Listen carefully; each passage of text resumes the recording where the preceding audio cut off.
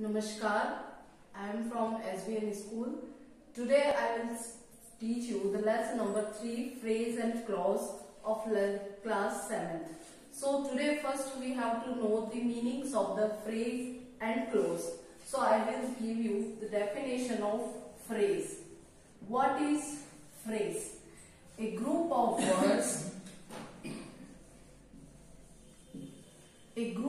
words which make some sense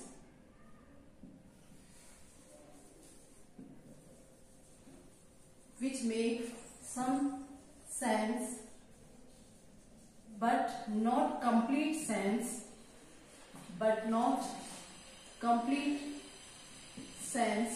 is called phrase.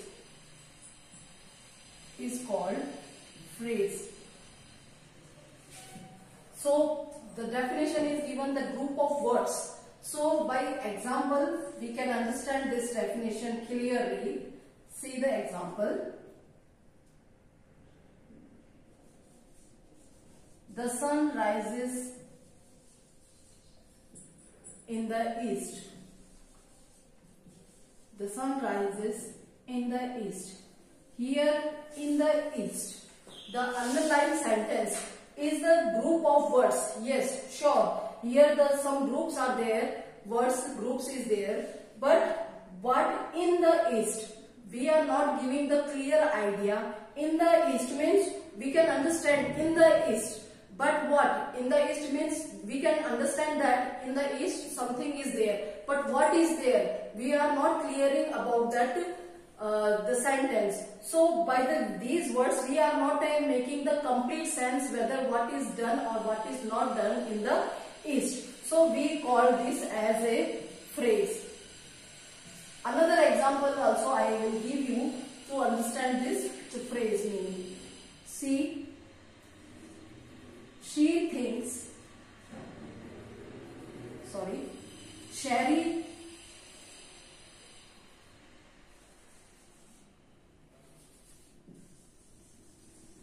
Sherry is standing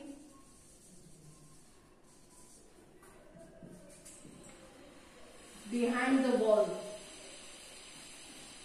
Sherry is standing behind the wall. Here, behind the wall. This is, in this sentence, behind the wall is the phrase.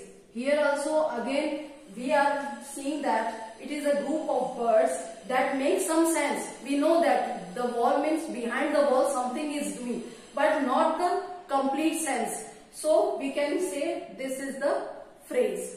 So here by definition and seeing the examples, we can say that phrase is a group of words that make some sense but not the complete sense. So by this we can understand the clear picture of the phrase. Now with the example we'll see the next clause.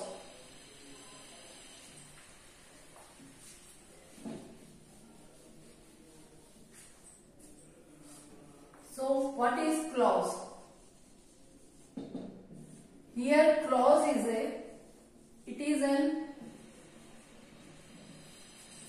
a part of sentence. It is a part of sentence which have subject and predicate and gives complete sense is called clause. So it is a part of the sentence where we can see the subject is there and predicate will be there. That means that the sentence will give us the complete sense. So with the example I will show you the she have a bracelet which is which is made of silver. So which is made of silver. Now see this sentence carefully. This is a part of the sentence. Which are the underlined words of the groups of the words are given, that are the parts of the sentence. They are the part of these sentences, and here we can see the subject and the predicate. Subject means what? Subject is the one who is doing the action, doer. We say the doer is the subject. So which is the subject, and other thing is called predicate. So sentence is also containing a part of the sentence, and it has some subject and predicate. So by this, and it gives us the complete sense, which is made of silver. So means a thing which is made up of silver. So this gives us the complete sense. So by this we can difference. The phrase and the clause are very closely related with each other, but the difference is only little bit. By the definition which I show, firstly a phrase and the clause.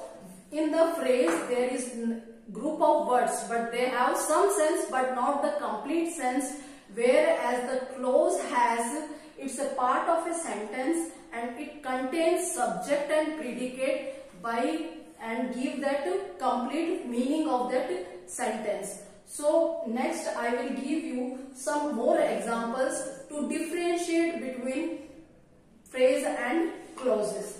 But before that, I will explain you one more thing, that clause has two parts, independent clause and dependent clause.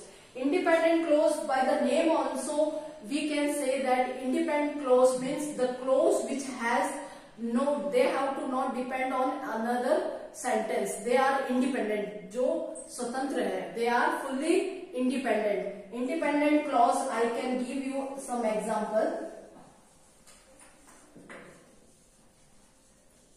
Independent clause, I did not go to school because I am not feeling well. I did not go to school because I am not feeling well. So this totally underlined sentence is a clause. Why it is clause? You can see here I is in subject and the other things are predicate. So first of all we know that this is a totally clause. Now it is independent because why? Because here it is clear that I am not feeling well, means it is giving the complete sense also, and it has a subject and predicate also, and it does not have to depend on any other sentence to make us clear. So I am not feeling well means we are understood that we are not feeling well, so we are not going to school. So by this sentence we can say this is an independent clause. And dependent clause,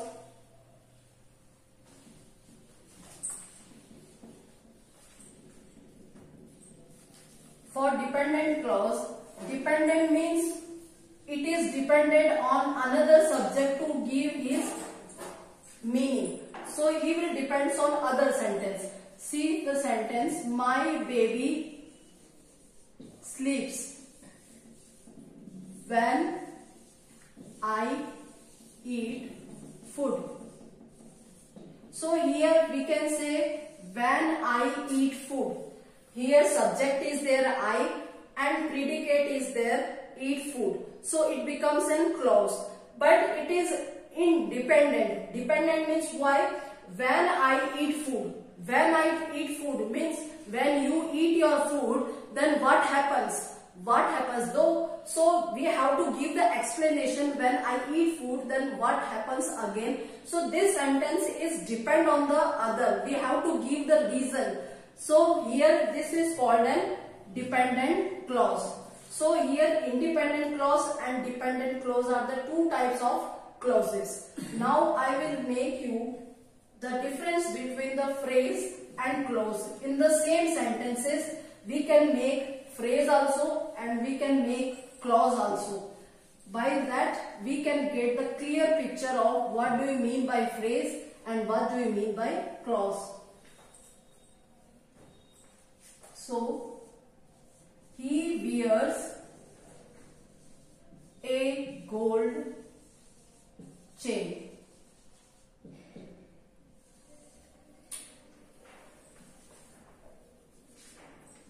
And he wears a chain which is made of gold. And second is, I am sure of his victory. I am sure of his victory.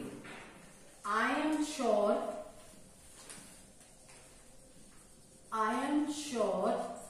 that he will win.